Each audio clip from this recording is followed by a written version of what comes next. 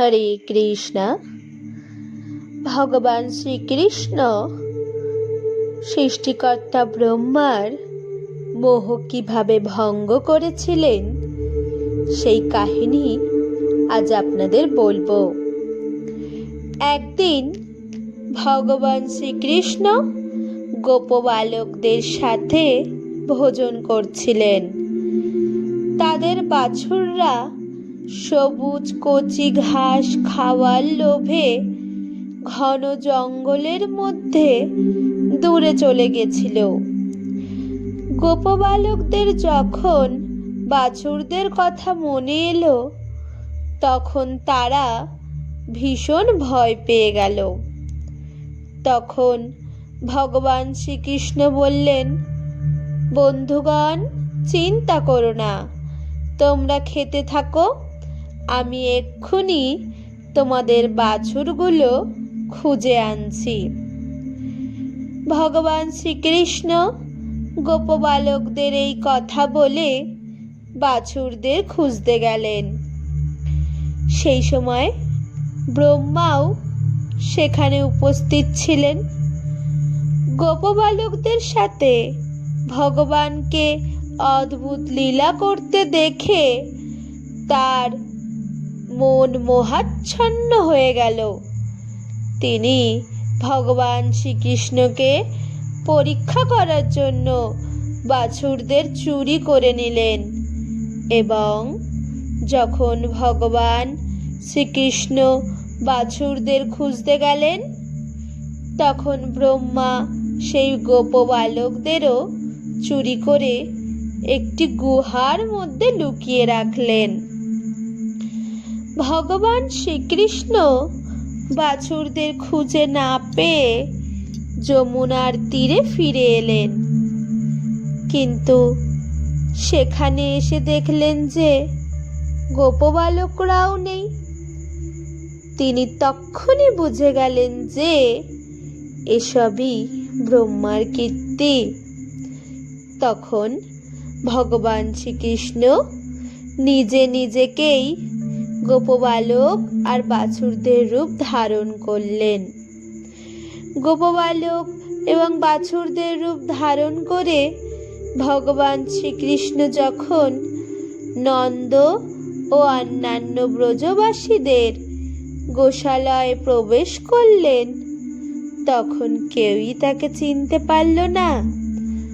গাভীরা পর্যন্ত শ্রীকৃষ্ণ রূপ নিজ নিজ বাছুরদের দ্বিগুণ স্নেহে লেহন করতে আর দুধ খাওয়াতে লাগলো।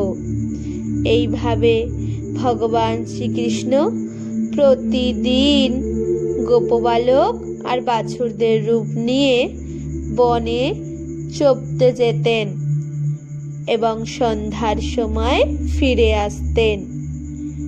এইভাবে পুরো একটা বছর পার হয়ে গেল।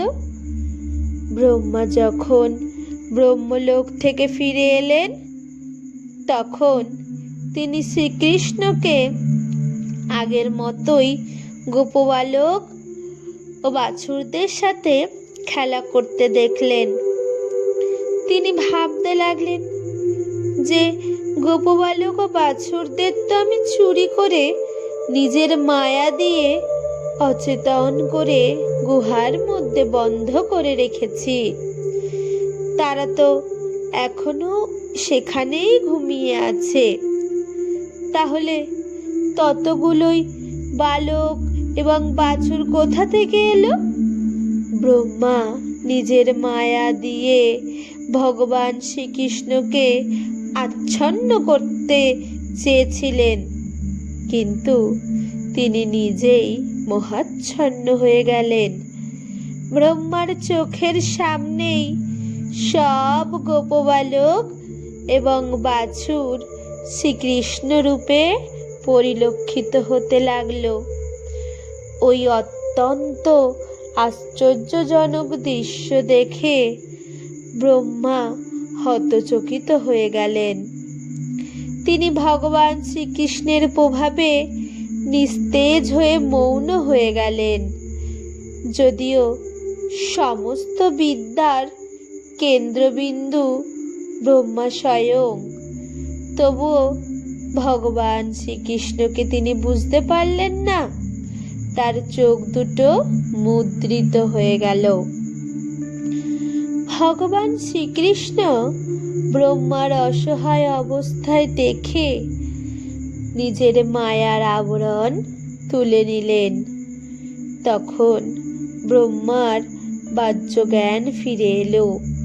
ব্রহ্মা দেখলেন যে ভগবান শ্রীকৃষ্ণ আগে যেমন গোপবালক এবং বাছুরদের খুঁজে বেড়াচ্ছিলেন, আজও তেমনি খুঁজে ফিরছেন। তিনি তার বাহন হংস থেকে লাফ দিয়ে ভগবান শ্রীকৃষ্ণের চরণে দণ্ডবাত প্রণিপাতও করলেন। আর চোখের অশ্রুধারায় ভগবান শ্রীকৃষ্ণের চরণ সিক্ত হয়ে গেল। তারপর অতীব বিনীতভাবে হাত জোড় করে তিনি তার অপরাধের জন্য ক্ষমা প্রার্থনা করলেন এবং গোপবালক ও বাছুরদের ফিরিয়ে আনলেন। পরিশেষে তিনি শ্রীকৃষ্ণকে স্মরণ করতে করতে ব্রহ্মলোকে চলে গেলেন। ভগবান শ্রীকৃষ্ণ এইভাবেই স্বয়ং ব্রহ্মার মোহভঙ্গ করেছিলেন। রাধে রাধে।